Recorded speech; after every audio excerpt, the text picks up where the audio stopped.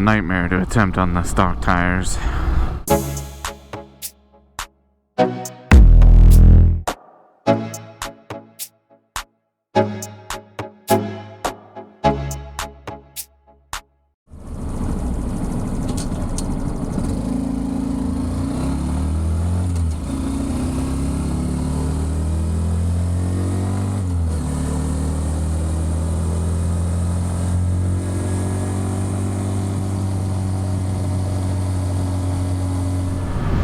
Hey everybody, I'm back on the Honda Trail again, testing out my new dual sport tires, how they perform on the road.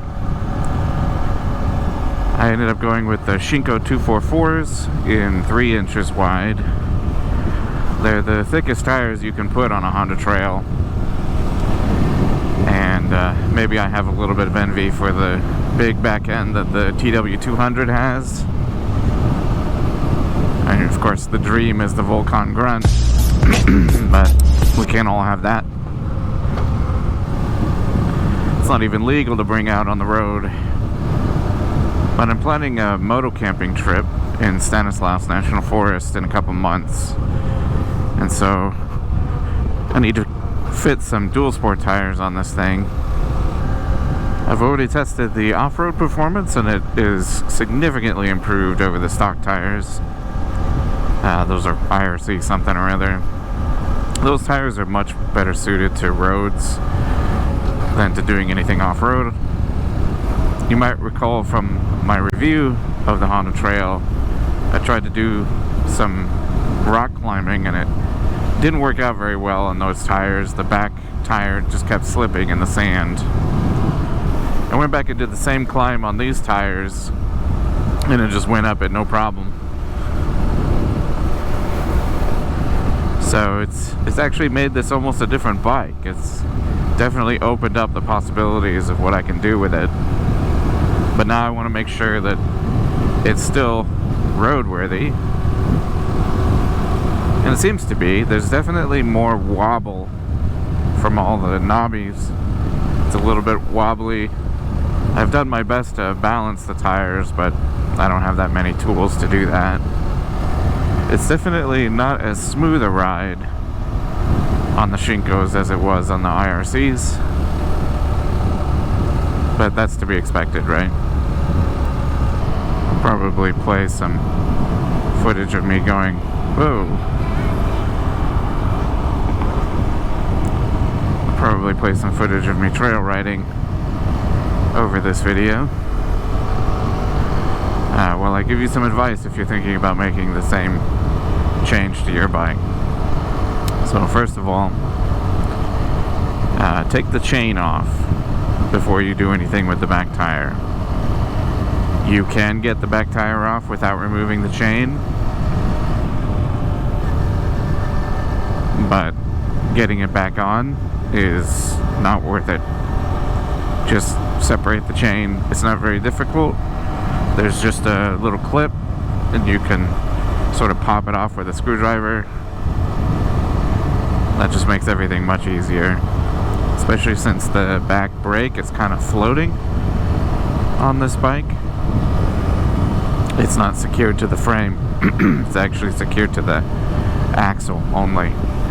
The tires are much more difficult to put on than I expected. I placed motorcycle tires on my e-bike, and those are pretty easy to get on and off, but these tires, I don't know what it was. It was just lemon difficult. The other piece of advice is if you go with the 3.0 Shinko 244s, you're probably going to want to lift the front fender, because if any rocks get stuck in the knobs, they'll grind against the underside of the front fender. And I actually lifted the front fender quite a while ago, before I even had the tires, and I neglected to reposition the horn, and that's a very crucial mistake, because at some point in the past couple of months I hit a bump or went off a curb or something, fully compressed the front fork, and the horn bracket dented the front fender. is a bummer. So don't make the mistake I did. If you raise the front fender, definitely reposition the horn. It's actually incredibly simple to do. You just take off the bracket that holds the horn, use the same screw to secure the horn to where the bracket was, and that's it. It's totally out of the way. I don't expect I'm going to see a lot of off-road opportunities on this ride. It's one of the things that disappoints me about California is that there's a lot of public land. Those mountains, for instance, are entirely public land, but there's no way to get to them without going through private land, which is all fenced off. So the vast majority of BLM land in this state is completely isolated and unreachable. Overall, I would say the street performance is not drastically worse. It's still a comfortable ride. Shocks are nice on the Honda Trail. We'll see here at full throttle what max speed I can get up to.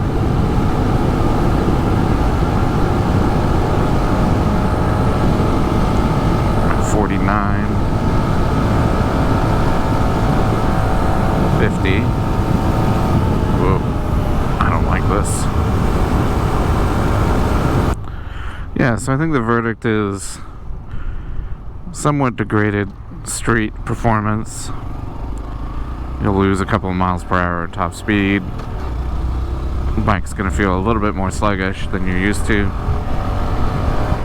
but vastly improved off-road performance.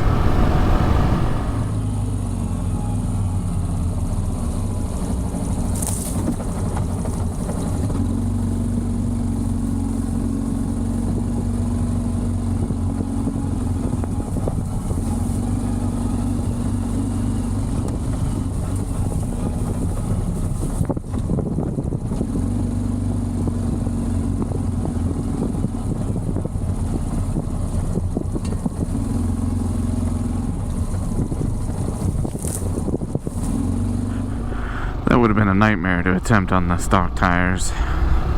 Even on these tires, the back end was slipping around on that grass.